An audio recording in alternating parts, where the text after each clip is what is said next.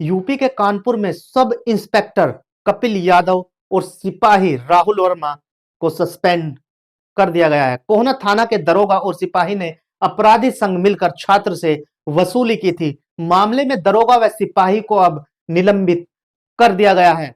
नमस्कार, आदाब, सत श्री अकाल। आपका स्वागत है today crime file with Tahir Khan के इस बेहद ही खास प्रोग्राम में। आज हम गुनाह और गुनहगार को करेंगे बेनकाब। जब होता है अपराध तो शातिर अपराधी छोड़ता है सबूत।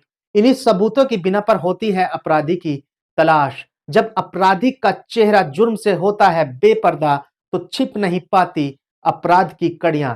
इन्हीं जुड़ती कड़ियों की बिना पर मिलती है सजा। पूरा मामला आपको बताते हैं, आप वजह समझिएगा क्या रही होगी, क्यों दरोगा और सिपाही को निलंबित किया गया है, ये आपको बताते हैं। दरअसल डिप्टी पड़ाव निवासी बीटीसी छात्र नितिन त्रिपाठी ट्यूशन यानी कोचिंग भी पढ़ाते हैं। विगत 23 जनवरी को मोती झील पर खड़े थे।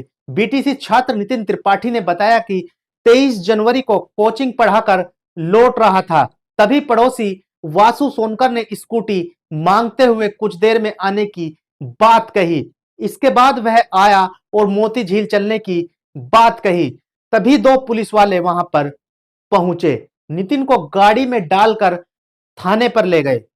स्कूटी पुलिस वाला चलाकर लाया था। सर, मैं कैंट से पढ़ा के निकला था बच्चे को, तो मुझे एक लड़के ने फ़ोन किया, वासु सोनकर ने।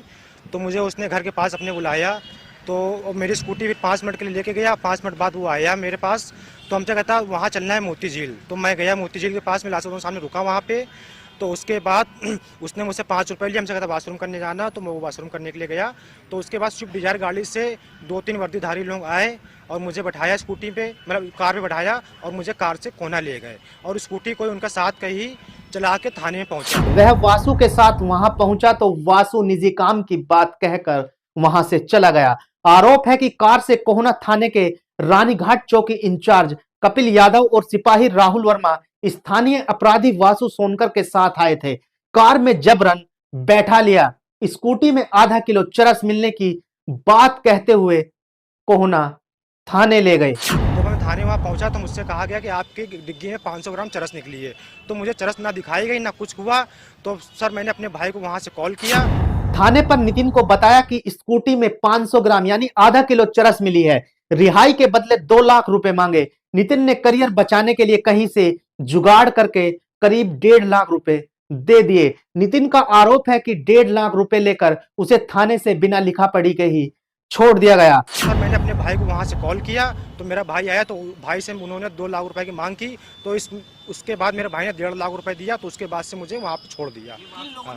और ये सर वहाँ पे थे राहुल वर्मा और एक कपिल यादव चौकी इंचार्ज थे, और उनके साथ में कोई सिविल में था वो थे, और शायद इंस्पेक्टर साहब भी मेरे साथ हमसे बयान लेने के लिए आए थे।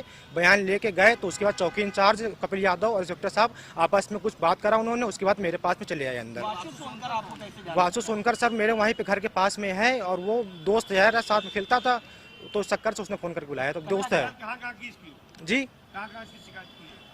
सर, शिकायत तो मैंने मुख्यमंत्री पोर्टल में की है सर, पुलिस आयुक्त को एप्लीकेशन दे चुका हूँ, ऑनलाइन भी सब कुछ पूरी एप्लीकेशन दे चुका हूँ। फिर वहां से छूटकर शिकायत पुलिस कमिश्नर से की। नितिन का कहना है कि उसका कोई आपराधिक इतिहास नहीं है। डीसीपी सेंट्रल प्रमोद कुमार ने बताया कि एसीपी कर्नलगंज की प्रारंभिक जांच रिपोर्ट के आधार पर दरोगा व सिपाही को निलंबित कर दिया गया है। साथ ही एसीपी कर्नलगंज को विस्तृत जांच के आदेश दे दिए गए हैं।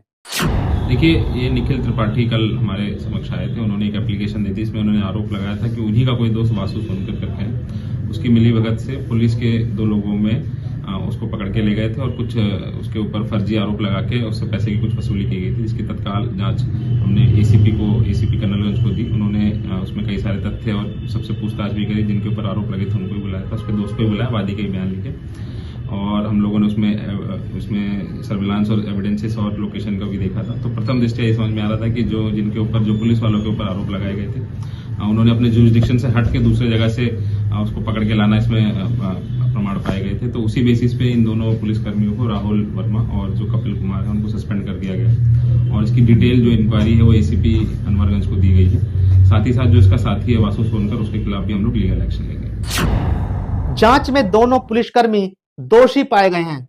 फिलहाल दोनों सस्पेंड कर दिए गए हैं।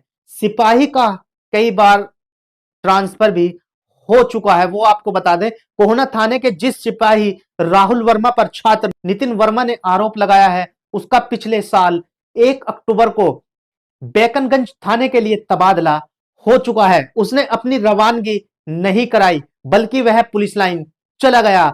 वहां से 1 महीने बाद वापस कोहना थाने आ गया। घटना के बाद रविवार को उसकी बेकनगंज थाने के लिए रवानगी कर दी गई थी।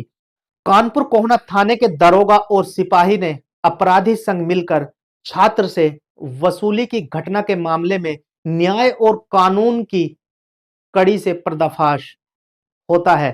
सत्य का पता चलने पर इस भ्रष्टाचारी हरकत को निभाने वाले थाने के दरोगा और सिपाही को निलंबित किया गया है।